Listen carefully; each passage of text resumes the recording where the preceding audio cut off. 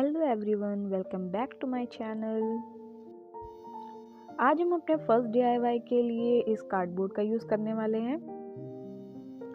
Cardboard के corners को बराबर रखने के लिए हम ये पेपर टेप इसमें यूज़ कर रहे हैं। इस पेपर टेप को लगाने से जो इसका कॉर्नर है वो अनइवन नहीं रहेगा। ये टेप हमने चारों तरफ लगाकर कंप्लीट कर लिया है।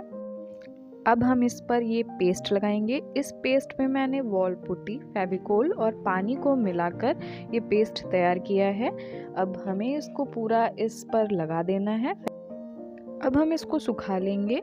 सूखने के बाद ये कुछ इस तरीके का दिखाई दे रहा है। इसका जो सरफेस है वो अभी अनइवन है, इसके कॉर्नर्स भी अभी फाइन नहीं है, तो अब हम इनको फाइन करेंगे और इसका सरफेस जो है उसको भी बराबर करेंगे। अब एक सैंड पेपर की हेल्प से हमें इसको घिसना है। हमें इसके कॉर्नर्स को भी इसी सैंड पेपर से ही घिसना है और सरफेस को भी इसी सैंड पेपर से ही घिसना है। तो हमें घिसना है और खूब सारा घिसना है और तब तक घिसना है जब तक ये बराबर ना हो जाए। तो अब इसका सरफेस जो है लगभग प्लेन हो गया है। अब हम इसको ब्लैक कलर से पेंट करेंगे और मेरा सरफेस गंदा ना हो इसलिए मैंने नीचे न्यूज़पेपर बिछा लिया था। अब हम इसको सूखने के लिए रख देंगे। अब हमें इनको इस तरीके से अरेंज करना है। तो अब हम अपने मार्जिन पर बात कर लेते हैं। तो जो मेरे कार्डबोर्ड की पूरी लेंथ थी वो थी 37.5 सेंटीमीटर। अब हम टॉप के कॉर्नर से 4 सेंटीमीटर पर मार्क करेंगे और यही 4 सेंटीमीटर का स्पेस हम ऊपर से छोड़ देंगे और इसके नीचे से वर्क करना स्टार्ट करेंगे। अब जो बची लेंथ है हमारी वो है 33 सेंटीमीटर। 33 को हम 2 से डिवाइड करेंगे तो हमारे पास बचेगा 16.5। तो जो अब हमारा 16.5 सेंटीमीटर होगा वो हमारा सेंटर पॉइंट होगा।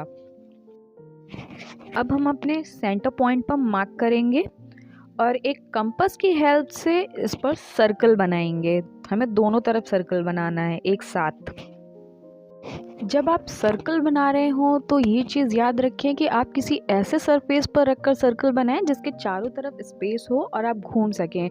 इससे क्या होगा कि आप चारों तरफ घूम करके सर्कल बना सकते हैं। अगर चारों तरफ स्पेस नहीं होगा तो आपको सर्कल बनाने में थोड़ी सी प्रॉब्लम आ सकती है। इस तरह से हम आगे के सर्कल्स कंप्लीट कर लेंगे।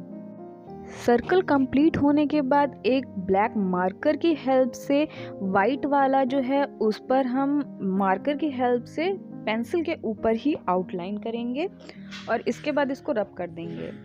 सेम इसी तरीके से वाइट पेन की हेल्प से ब्लैक वाले पर आउटलाइन करेंगे और उसके बाद इसको भी पेंसिल वाला रब कर देंगे।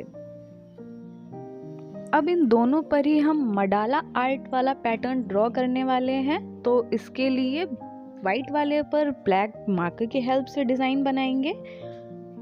डिज़ाइन का पैटर्न बराबर रखने के लिए हम इस प्रोटेक्टर की हेल्प ले रहे हैं। इससे हम बराबर सेंटीमीटर्स पर पॉइंट करते जाएंगे और सेंटर पॉइंट्स को जोड़ते हुए अपने पैटर्न को कंप्लीट करेंगे। अब जो भी पैटर्न मुझे बनाना था मैंने इस पर बनाकर वो सारे कंप्लीट कर लिए हैं। मार्कर से करना थोड़ा टाइम टेकिंग था, इसलिए मैंने यहाँ पर 000 नंबर का ब्रश यूज़ किया है और इससे ब्लैक एक्रेलिक कलर की हेल्प से यहाँ पर अपने डिज़ाइन को कंप्लीट कर रही हूँ। सेम ऐसा ही डिज़ाइन मैंने ब्लैक वाले पर भी बनाकर रेडी कर लिया है। अब अपने सेकेंड डीआईवाई के लिए हम फिर से कार्डबोर्ड का यूज़ करेंगे। अब इस पर हम एक फ़िश का पैटर्न ड्रॉ कर रहे हैं। हम इसके अलावा 3 फिशेस और बनाएंगे और उनका साइज़ छोटा करते जाएंगे। अब इन सारे फिशेस को कट कर लेना है। अब नेक्स्ट स्टेप के लिए हम नैपकिन का यूज़ करने वाले हैं। इसके लिए पेपर नैपकिन मैंने ले ली है वाइट कलर की और इसके छोटे छोटे टुकड़े करके इसको अलग अलग कर लिया है। अब फेविकोल में पानी मिलाकर एक थिन पेस्ट तैयार करेंगे। अब इस नैपकिन से हमें फ़िश के चारों कॉर्नर्स को कवर कर देना है। ऐसा करने से फ़िश के जो कॉर्नर्स हैं वो खुलेंगे नहीं और जो फ़िश का शेप है वो अच्छा बना रहेगा। अब इसी तरह से मैंने पूरी फ़िश को इस तरह से कवर करके रेडी कर लिया है। अपने फर्स्ट DIY में जो हमने पेस्ट यूज़ किया था पुट्टी वाला, वही वाला पेस्ट हम इस पर भी यूज़ करेंगे। अब एक कंपास की हेल्प से हम इसके ऊपर फ़िश के कुछ पैटर्न्स को ड्रॉ कर लेंगे। हमें आराम से करना है, बहुत ज़्यादा ताकत नहीं लगानी है वरना ये टूट सकता है। तो इस तरीके से मैंने यहाँ पर कुछ पैटर्न्स बनाकर रेडी कर लिए हैं। अब हम इन फिशेस में कलर करेंगे। तो मैं यहाँ पर बहुत अलग अलग टाइप के और डिफरेंट टाइप के कलर्स को यूज़ करने वाली हूँ, जिससे कि जो मेरी फिशेस हैं वो थोड़ी कलरफुल सी दिखाई दें। अलग अलग पैटर्न के डिज़ाइन बनाए हैं। तो यहाँ पर मैंने सारी फिशेस में कलर करके कलरफुल सी फिशेस तैयार कर ली हैं। अब इन फिशेस पर हम अलग अलग टाइप के डॉटेड डिज़ाइन बनाएंगे, मतलब डॉट कर के अलग अलग टाइप की पैटर्न्स बनाएंगे। और कहीं कहीं पर हम सिंगल कलर का यूज़ करेंगे और कहीं कहीं पर हम 2-3 कलर्स का भी यूज़ करने वाले हैं। सारे डॉटेड पैटर्न बनने के बाद हम इस पर ब्लैक एक्रेलिक कलर से आउटलाइन कर देंगे। आउटलाइन के लिए फिर से मैं यहाँ पर 000 नंबर का ब्रश यूज़ कर रही हूँ। 000 नंबर का ब्रश बहुत ही फाइन चलता है और इससे आउटलाइन बहुत अच्छी होती है। तो यहाँ पर अब इनकी आउटलाइन भी कंप्लीट हो गई है। नेक्स्ट स्टेप के लिए हम यहाँ पर मोल्डेड क्ले का यूज़ करने वाले हैं। मैंने यहाँ पर क्ले की एक गोली बना ली है। इस तरह की मैंने 10 गोलियाँ बनाकर तैयार की हैं।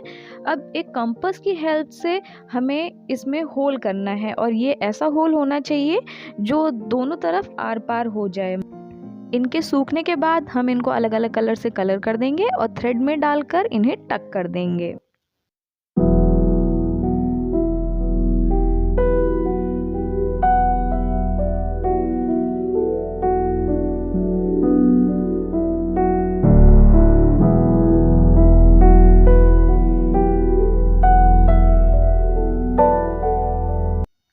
इस DIY के लिए हम आइसक्रीम स्टिक का यूज़ करने वाले हैं।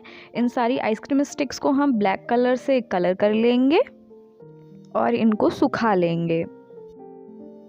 इन आइसक्रीम स्टिक्स के सूखने के बाद हम 3 आइसक्रीम स्टिक लेंगे और एक ट्रायंगल बनाकर तैयार करेंगे।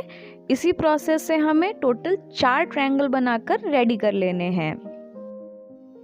अब नेक्स्ट स्टेप में हम 2 आइसक्रीम स्टिक लेंगे और इनके कॉर्नर्स को बराबर से काट लेंगे और कॉर्नर्स को भी कलर कर देंगे। तो अब यहाँ पर जहाँ पर मैंने फेविकोल लगाया है वहाँ पर हमें इन दोनों स्टिक्स को स्टिक कर देना है।